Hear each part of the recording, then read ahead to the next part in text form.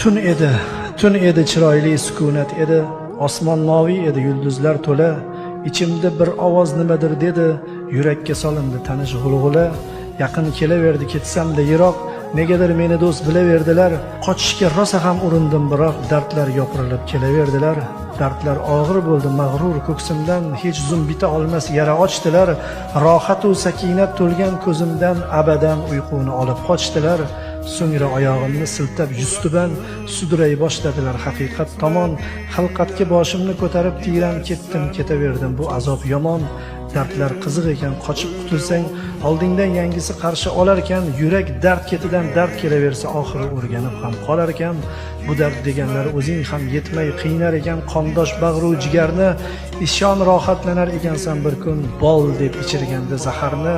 Dunyoga baqir do'st faryodlar solib, axir bu hayotning bezagi darddir, ko'ngil sabo